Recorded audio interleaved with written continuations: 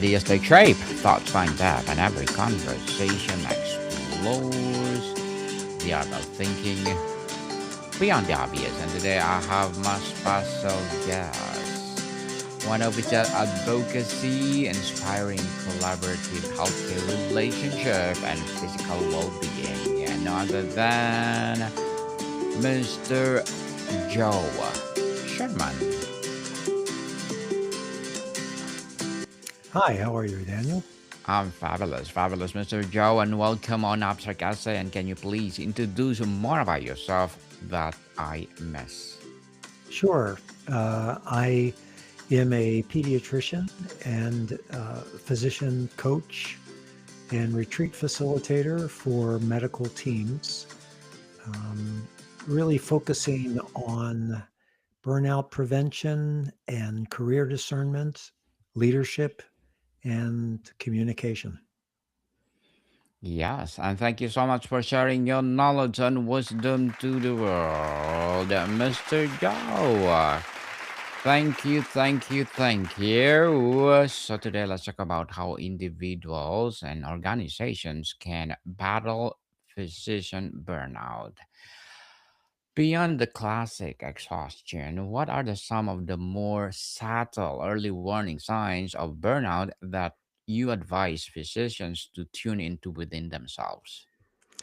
I think one of the early signs is this sense that you start to not act yourself, perhaps start to feel resentful for having to take care of patients, starting to treat other staff members and colleagues with impolite language, perhaps impatience, and starting to feel inadequate and ineffective yourself.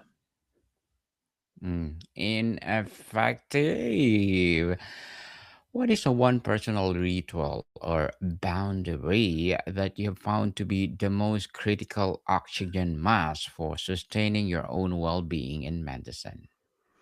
I think one of the most important things is self awareness, to be aware of your own emotions and thought patterns, and being able to help yourself by taking a break, taking a breath, giving yourself some compassion so that you're not trying to be perfect all the time and not trying to live up to some unreasonable expectation that you've put upon yourself or that was placed upon you by other people as you grew up or during your medical training. How can physicians combat the internalized pressure of the hero complex and reframe self care not as selfish act, but as a professional necessity for sustained patient care? I think most of us who become physicians enter into our training with the idea that we're going to have to work hard. In exchange for working hard, we will be rewarded mostly by society's um, gratitude, adoration, praise, um, and relationships that we have with our patients. So I think that's something we go into the profession with in our training. And then what happens is that it gets reinforced over and over again that this idea that we have to be self sacrificing in order to be doing the best job that we can as physicians. The reality is that the more self sacrificing we are, the more burned out we can get, the more resentful we can get, and the more ineffective that we get. So, by investing in ourselves, either through self compassion or self care, by engaging in activities that restore us, then the better we're going to be serving our patients. Mr. Joe, in a chaotic day with no large breaks, what are some effective 60 seconds or 5-minute practice to hit a reset button and prevent the emotional drain from accumulating? I was just talking to a client today, actually, is a surgeon, and he was talking about how in seeing patients in clinic, and he sees quite a few patients in clinic, mostly in follow up from surgery or evaluation for possible surgery. And one of the things that happens to him is that he said that he gets very frustrated when patients don't follow his advice after surgery so that they can heal well. And he says that comes across sometimes when he talks to them. And then obviously they react to that. And he doesn't want to be that way. And I asked him, what about when things go well and patients are grateful and they thank you and they tell you what a great job you did? What do you do in those situations? And he told me, well, I try to just brush it off and move on to the next patient and just expect that that's my job. That's what I'm supposed to do. And I told him, I said, so that anything positive that happens to you throughout the course of your clinic day just gets kind of bounced off of you and doesn't really absorb into your being. But one thing that someone may complain about or that goes wrong stays with you and sticks with you all day long. So one tool to do is to flip that on its head, is that when patients thank you, then you say, you're welcome. That means a lot to me. Thank you for mentioning that. And really let it sink in and allow all of that positivity to change your neural pathways so that when the negative thing does occur, you realize it's an exception to the common thing that happens so that it doesn't get to you so much. So that's one small technique, is to really let that marinate, the positives, the gratitudes, all of the comments that patients say. Finding purpose again, Mr. Joe. When the administrative grind has overshadowed the core purpose of medicine, what strategies can help physicians reconnect with the meaningful aspect of their work? Now, this is a tough one because I can tell you that I started practicing pediatrics in 1988. And at that time, there was very little administrative uh, workload that we were responsible for. We had paper charts. We just wrote a few lines after seeing a patient as an outpatient. And then as an inpatient, the same thing in the hospital. So the amount of administrative burden has increased tremendously as technology has increased and as payers, whether that's insurance companies or the government or what other institutions control the cost of medicine, as they have started to have an increasing role in healthcare, then administrative burden has increased for doctors. So I try to encourage people to get as much help as they can. And whether that is a scribe to actually write your notes for you, or using AI nowadays is another method to try to offload some of the administrative burden. And then the other thing is just try not to take it so seriously. Try to just get it done, get your charting done. It doesn't have to be an A plus paper. It can just be something that you write down that's required of you. So save your energy and your passion for patient care and don't put all that passion and energy into administrative work.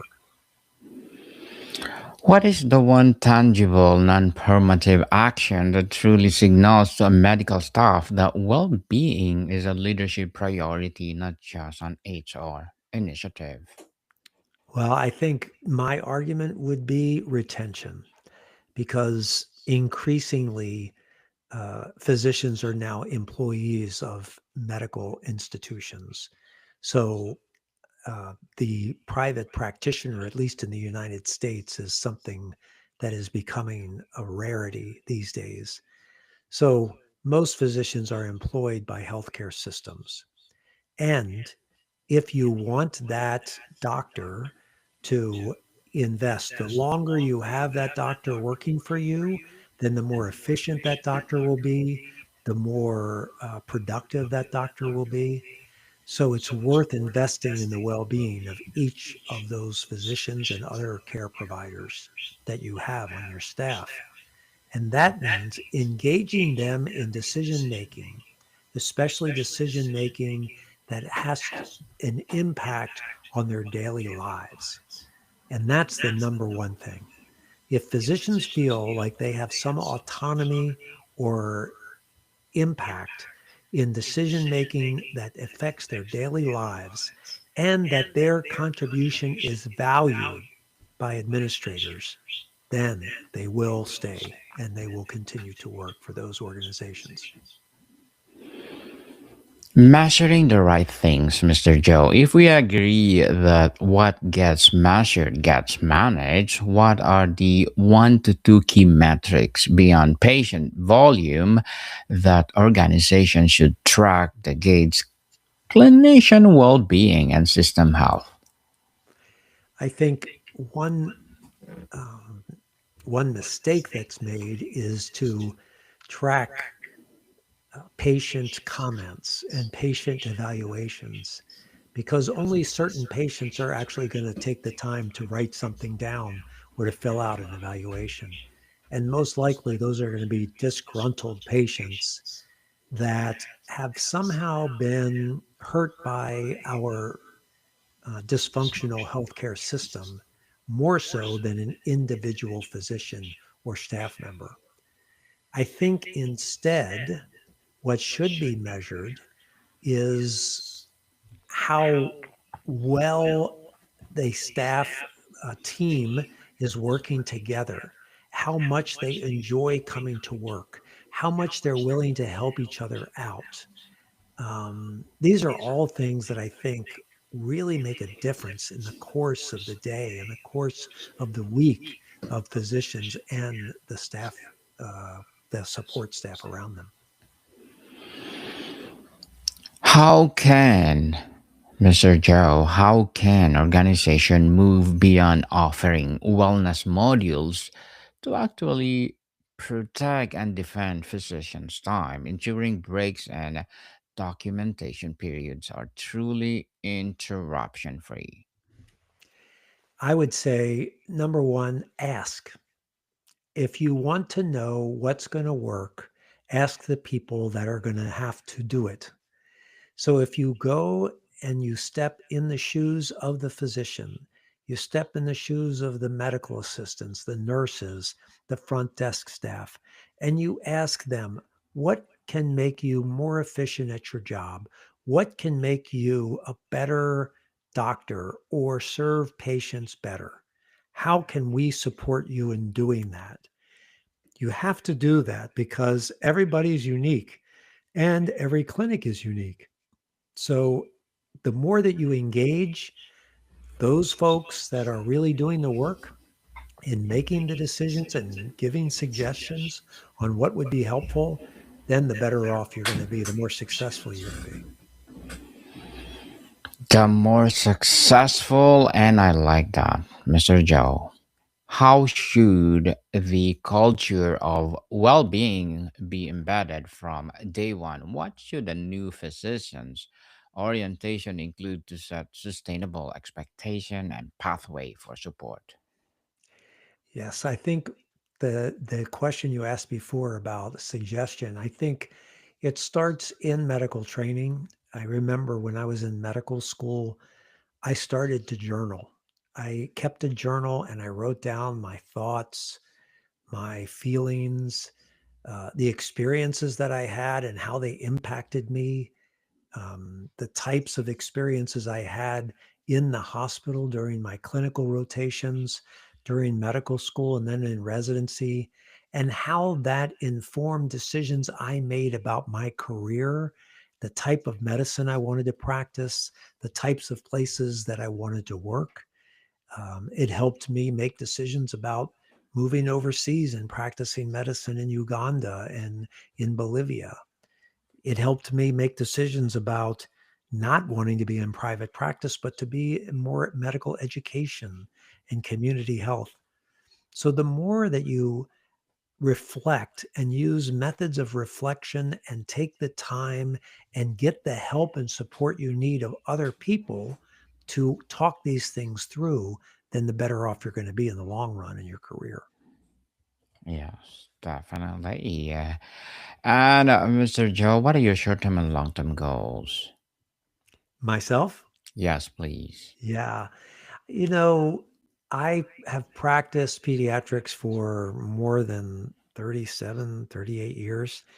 And I'm kind of at a stage in my life in my late 60s where I'm trying to I'm trying to support the people that were doing the work that I have been doing for most of my adult life.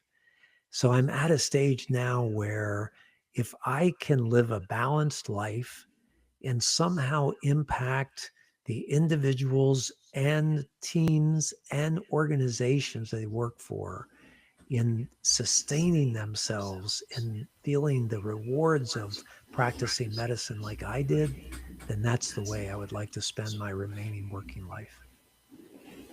Good luck to your goals, Mr. Joe, and looking forward for more success. And what will be your piece of advice for those people out there who want to be like you?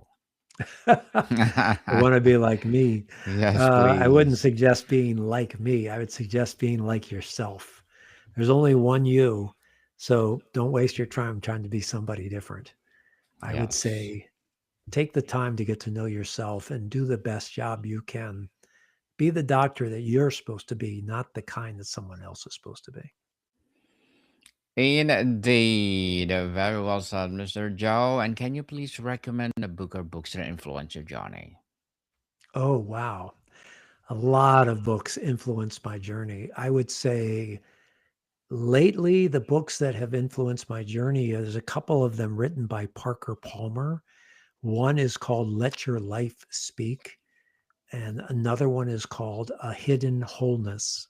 And it's all about living more authentically, living from that soul that exists inside of you and applying that soul to your work, soul to role. I call it, that's what he calls it. And I quote him in saying that in my website that you can see.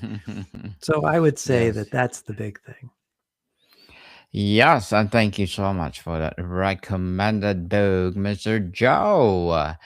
On the future and solutions, what is the impactful yet often overlooked factor or solution in the battle against burnout that you believe deserve much more attention? Hmm. I think I think the toll that the administrative burden takes on physicians. And I believe also the control that payers have in the relationship between a physician and that physician's patient. It used to be that a physician would take care of a patient and they would have a relationship and there would be a charge for that interaction, that service, and then there would be a payer that would pay that amount. Now, what happens is the payer makes the decision about how that doctor should take care of the patient, and that's the only way the doctor will be paid.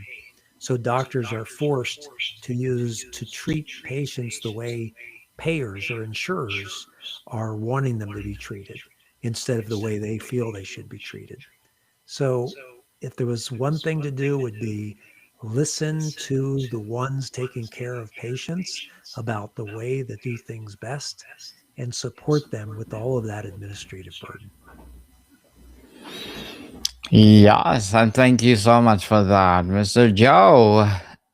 And beyond the EMR, What emerging technologies hold the most genuine promise for giving physicians more time and mental space rather than becoming another burden? Hmm.